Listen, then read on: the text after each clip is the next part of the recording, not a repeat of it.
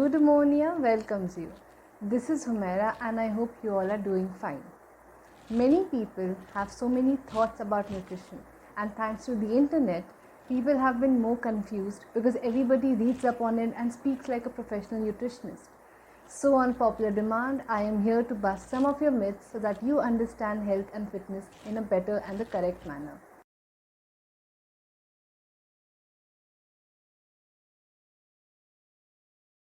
That's definitely a myth because we all know that carbs or carbohydrates are a primary source of energy. And there are different forms of carbs. There's simple carbs and there's complex carbs. Simple carbs are those that do not have much of nutrition. These are found in chips, sweets, beverages, and desserts. Whereas the complex carbs are nutrient dense and they are easy to digest and thus are more good for your health. It is more filling, and these are found in whole grains, in wheat products, in fruits and vegetables, and surely should be a part of your diet because these help in adding satiety to your body and give you the energy in the right amount. Then you know that 1 gram of protein or carbs have the same amount of calories, that is 4 calories. But do you realize that if you cut down on carbohydrates, you're not saving on any calories because protein is going to give you the same amount. You're going to compensate it by increasing your protein intake.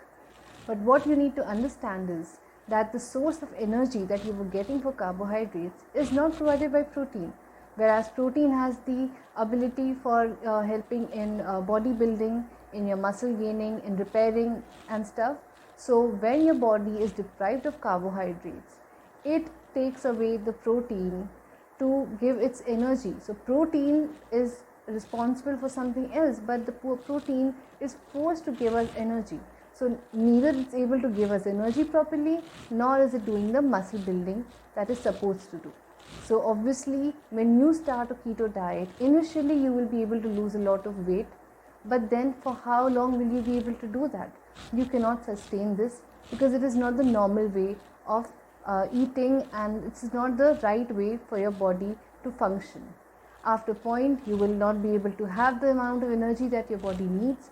You will start feeling dizzy, you will have fatigue, and obviously you will not be able to continue it. So why put yourself through such a position where you cannot do something for a long-term basis? So yes, it is a myth. Keto diet does not help. Are you sure about that? Because macronutrients comprise of proteins and carbohydrates along with fat. And if proteins and carbohydrates are important for us, then so is fats. Because fats play a lot of important role in our body, like it helps in the proper functioning of your brain and your heart health. It helps in the absorption of vitamins and so many other functions. So definitely fats play a very important role and should be a part of your diet. However, you need to make sure that you select the right choice for fats.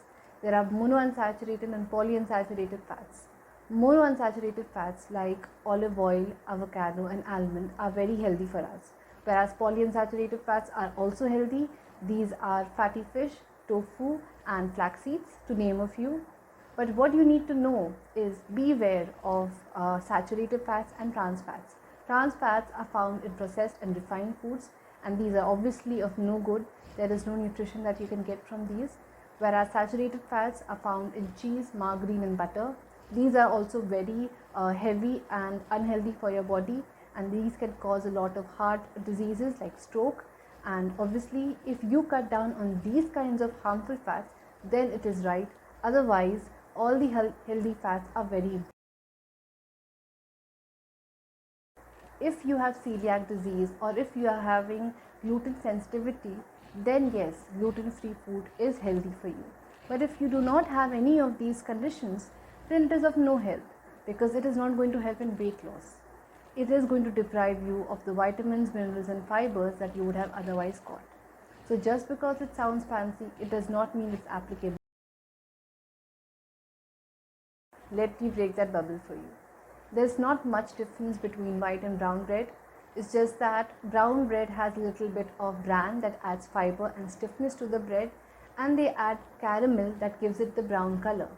Other than that, both of them are highly processed, and thus it is better to switch to multigrain or whole grain breads.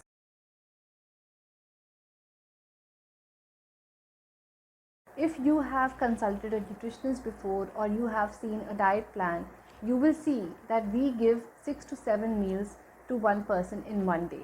That means you are not just restricting yourself to 3 meals, you get snacking options too. But snacking on what? That is what you have to understand. We give these snacking options, these small meals, so that you don't feel very hungry in your main meals and you do not overeat. Snacking options have to be healthy, otherwise, it's just going to add empty calories. Some of the healthy snacks that you can have are nuts, fruits, vegetables like carrot. You can have it with hummus dip or any other dip that you like. These will help you in staying full for longer and you will be satiated and energized.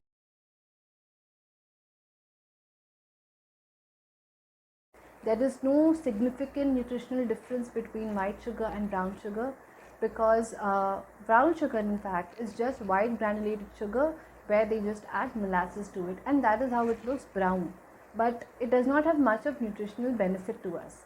It does have very little amount of mineral, but if you consume like 1 kg of brown sugar, then you'll be able to get that mineral amount. That is how little it is. So yes, it is a myth. Brown sugar is not healthier over white sugar. Both of them are harmful for us.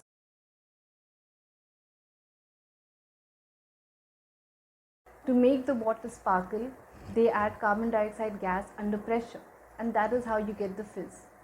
But it is providing the same amount of hydration that normal water will do. Yes, if you are into a lot of beverages like soft drinks or drinks that have a lot of sugar in it, then it is better to have sparkling water, but there is not much of studies that show that it helps in digestion. So if you are having that logic while having sparkling water, then it is better to have water. When you are doing any exercise, your heart rate is increasing and you begin to sweat. So your body is getting dehydrated. So sipping water throughout your workout is going to energize you. It's going to give oxygen that is there in the water. So you will be able to perform better. So yes, you can drink water while you're exercising and even after you have finished your exercise.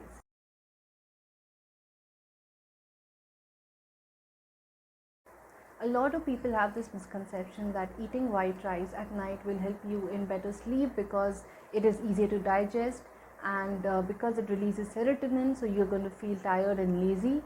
Yes, that is true that you're going to have fatigue, but that is not the way to go. There are so many other ways to induce sleep in a healthier manner. But having white rice, as we all know, is high in glycemic index, so it's going to release a lot of glucose. And at night, you're just going to eat your rice and you're going to sleep. So there's hardly any time for the glucose to get utilized. So that glucose is going to get converted into fat, and that is going to lead to spike in your sugar level and gain in weight also.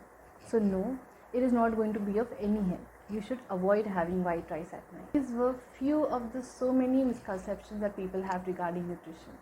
I hope that you first see logic and justification before following anything that is given out about nutrition. Don't jump into conclusion. See whether it applies to you and then follow it. Be wise, be smart, stay healthy and happy. I will see you all next Sunday. Do like, share and subscribe to Eudaimonia, and until next time, love, invest, find yourself and enjoy.